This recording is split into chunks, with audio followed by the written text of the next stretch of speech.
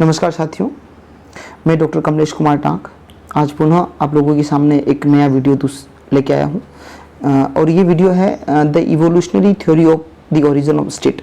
राज्य की उत्पत्ति के जो सिद्धांत हैं जिसकी हमने पिछले वीडियो में भी चर्चा करी थी, उसके जो कुछ थ्योरीज थी, उसी थ्योरी के अंदर जो लास्ट वीडियो था, जो हमारा कल वाला वीडियो था, उसके अंदर हमने सोशल कॉन्ट्रैक्ट थ्योरी की बात करी थी और आज जो है हम evolutionary theory of origin of state के बारे में बात करेंगे, है ना। तो चलिए अपन देखते हैं ये क्या है। सबसे पहले आ जाता है आपका इंट्रोडक्शन। जब भी आप ये थ्योरी यानी कि इवोल्यूशनरी थ्योरी को आप एग्जाम में लिखें तो सबसे पहले आपको इसका इंट्रोडक्शन जो है वो बताना है।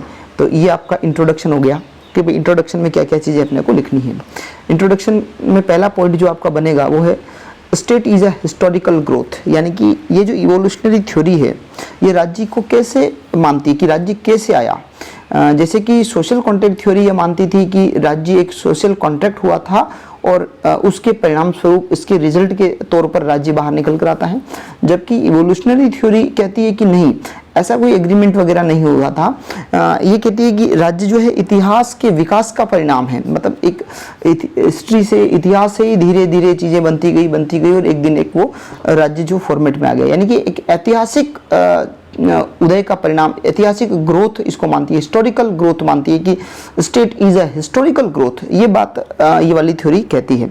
इसके बाद में दूसरा, the product of gradual process of social development, यानी कि राज्य कैसे बना कि राज्य जो है वो धीरे धीरे समाज के अंदर जो विकास हुआ, सोसाइटी के अंदर जो डेवलपमेंट हुए, उसी डेवलपमेंट के परिणाम स्वरूप ही धीरे धीरे राज्य बाहर निकल कर आया। यानी कि राज्य अचानक से नहीं आ गया, स्टेट का ओरिजिन अचानक से नहीं हो गया, सडनली नहीं हो गया। ये जो स्टेट है ये gradually process of social development है, यानी कि समाज का जैसे जैसे विकास बनता गया, होता गया, वैसे वैसे राज्य बाहर निकल कर आया। फिर आप आगे हैं आपका evolve from the simple basis social structure, यानी कि ये जो है एक सामाजिक जो सोशल स्ट्रक्चर था उसी धीरे धीरे सोशल स्ट्रक्चर का ही विकास हुआ, एक डेवलप्ड फॉर्म के अंदर ये निकल कर आया। पहले सोशल स्ट्रक्चर छोटे हुआ करते थे, फिर धीरे धीरे ये बढ़ते गए और उसी सोशल स्ट्रक्चर का इवॉल्व्ड जो था वो आपका स्टेट था। ठीक है। नेक्स्ट है नॉट ए डेलिब्रेटेड क्रिएशन, ये कोई जानबूझकर बनाया गया नहीं है, मतलब स्टेट जो है वो उसको जानबूझकर नहीं बनाया गया, ये ग्रेजुअली प्रोसेस का परिणाम था। ये धीरे धीरे बनता गया, ऑटोमेटिकली बनता गया, जैसी जैसी जरूरतें पड़ी वैसे वैसे राज्य बनता गया। तो ये क्या है कि नॉट ए डेलिब्रेटेड क्रिएशन, यानी कि जानबूझकर इसको नहीं बनाया गया, ये नेचुरल है। ये थ्योरी क्या कहती है कि state is not a artificial, state is a natural institution. क्या कौन कहती है ये बात? ये आपकी जो इवोल्यूशनरी थ्योरी है ये कहता है कि भाई ये डेलिब्रेटेड क्रिएशन नहीं है, जानबूझकर बनाया गया नहीं है, ये तो धीरे धीरे विकास का परिणाम है, gradually process of social development का परिणाम है। ठीक है।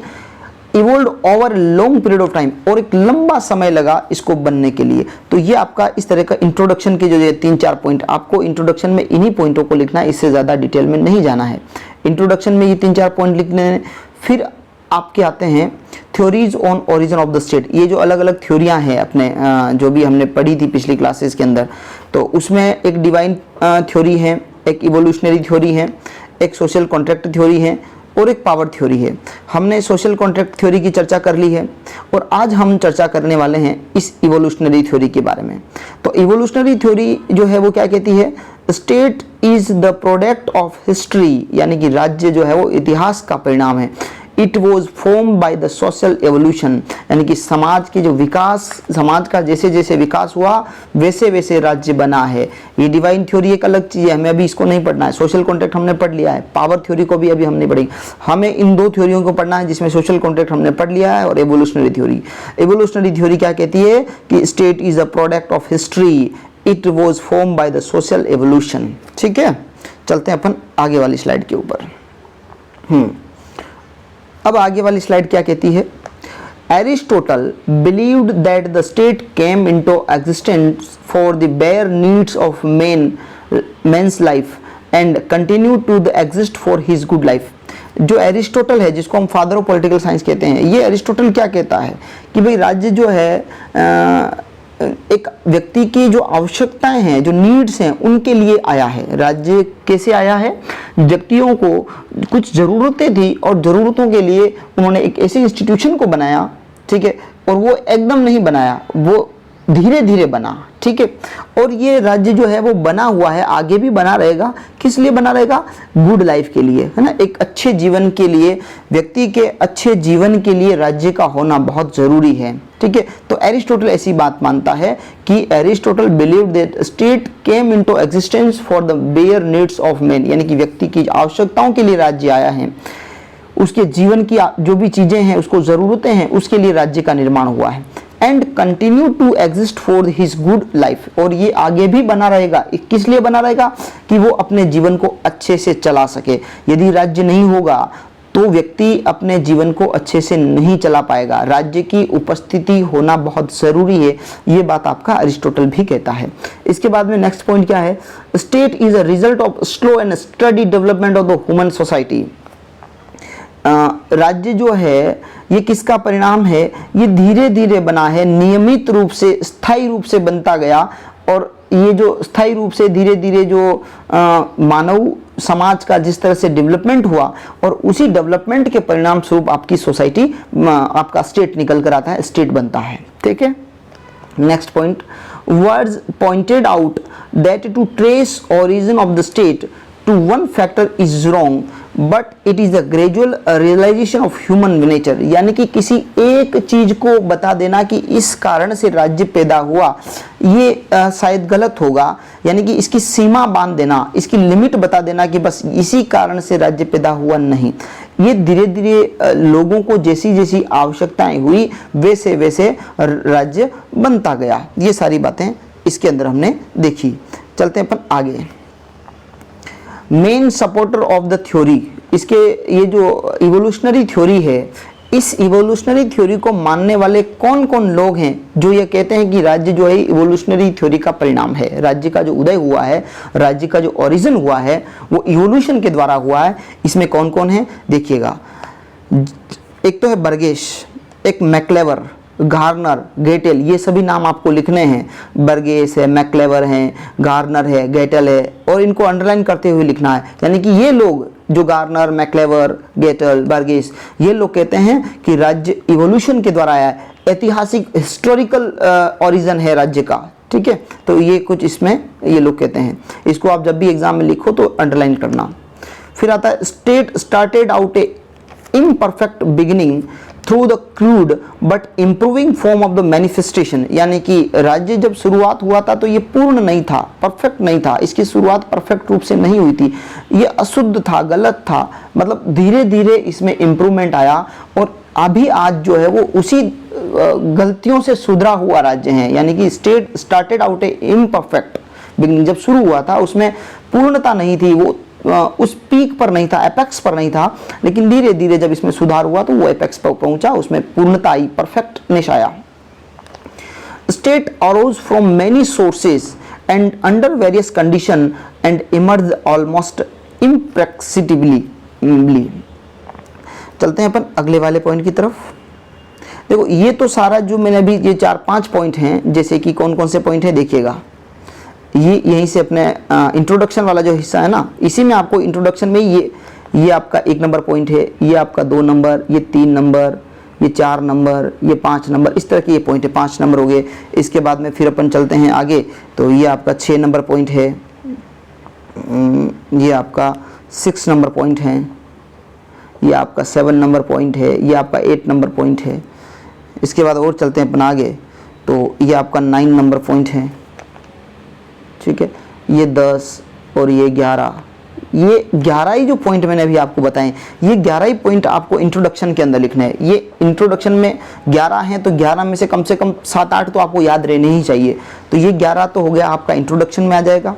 इसके बाद में आ जाता है मेन अपनी हेडिंग, और मेन क्या है?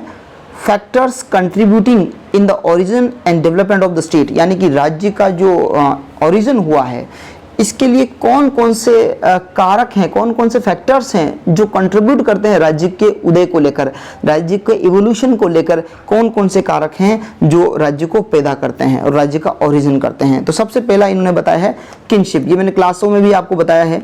तो सबसे पहला आपका किनशिप आ जाता है, दूसरा आपका रिलीजन आ जाता है, तीसरा वॉर एंड फोर्स आ जाता है, चौथा प्रॉपर्टी और इकोनॉमिक फैक्टर्स आ जाता है, और पांचवा जो है आपका पॉलिटिकल कॉन्शियसनेस आ जाता है। तो ये पांचों ही पॉइंट आपको लिखने हैं। पहले हेडिंग डाल देनी है factors contributing in the origin and development of the state. इस तरह के ये पांचों पॉइंट लिखने हैं, और इन 5 पॉइंटों के बाद में इन्हीं पांचों पॉइंटों को अपने को डिटेल में भी चर्चा करनी है, जो मैंने आपके यहाँ पर कर रखी है। तो पहला पॉइंट मैंने लिया है किनशिप वाला, ठीक है। किनशिप में क्या लिखा है, blood relationship played a considerable part is every early civic development, यानी कि जो खून की या जो ब्लड रिश्ते हैं, जो खून के रिश्ते हैं, वो भी राज्य के निर्माण को पैदा करने में बहुत बड़ी भूमिका निभाते हैं। और आगे क्या लिखा है, brought member of the family together, यानी कि जो किंगशिप है वो आपकी फैमिली को पास में लाती है। जब हम पढ़ते हैं इस थ्योरी को, तो इस थ्योरी के अंदर हमने सबसे पहले ये दिखा कि छोटे छोटे कबीले आए, कबीले से फिर धीरे धीरे उनमें शादी होना शुरू हुआ, फिर वो धीरे धीरे गांव बने, गांव से फिर शहर, बड़े गांव बने, इस तरह की चीज़ें बनती गई। यानी कि शुरुआत फैमिली से होती है। तो किनशिप कहीं न कहीं उस राज्य के ओरिजिन का पहला फर्स्ट स्टेप था, पहली स्टेप थी फैमिली। सबसे पहले फैमिली बना, और फैमिली से फिर बढ़ते बढ़ते बढ़ते बढ़ते ये राज्य बन गया। तो पहला पॉइंट आपका किनशिप हो जाता है। दूसरा आपका हो जाता है रिलीजियन, धर्म, ठीक है। Religion it help unification of political communities, यानी कि ये आपको जो राजनीतिक जो समुदाय होते हैं, पॉलिटिकल कम्युनिटीज होती है, ये उनको एक बनाता है। कौन, religion. Religion reinforced sense of unity and respect of authority, ठीक है। ये दूसरा पॉइंट था रिलीजन वाला। फिर अपना आता है तीसरा। तीसरा क्या है, वॉर एंड फोर्स, ताकत और युद्ध, बल और युद्ध। Military was used for defence, military was used for defence and conquest, यानी कि जो राज्य था वो कैसे आया, क्योंकि मिलिट्री जो होती थी, सेना होती थी, वो यूज होती थी रक्षा के लिए, डिफेंस के लिए और जीतने के लिए। एक दूसरे राज्यों को जीतते थे और जीत के फिर वो अपने अंदर मर्ज कर देते थे। इस तरह से पहले एक छोटा राज्य को जीता गया, फिर उसको उसके ऊपर अटैक करके या उसको हरा के, उसको कॉन्कर करके, उसको जीत करके अपने अंदर मिला दिया गया, मर्ज कर दिया गया। तो वो एक बड़ा स्टेट हो गया, बड़ा जो है वो आप उसको टाउन कहो, बड़ा सिटी कहो, इस तरह की वो बड़ी चीज़ बन गई थी। A sense of loyalty to the rulers was established. It helped in the development of political sovereignty. ठीक है। तो वॉर एंड फोर्स भी राज्य के निर्माण में बहुत बड़ी भूमिका निभाता है। पहला किनशिप, दूसरा रिलीजियन, तीसरा वॉर एंड फोर्स। फिर आता है चौथा प्रॉपर्टी और इकोनॉमिक फैक्टर। राज्य के निर्माण में, राज्य के उदय में प्रॉपर्टी का भी बहुत बड़ा रोल है, इकोनॉमिक फैक्टर भी बहुत बड़ा रोल रखता है। क्या है, protection of property from military raids played important role in the state building.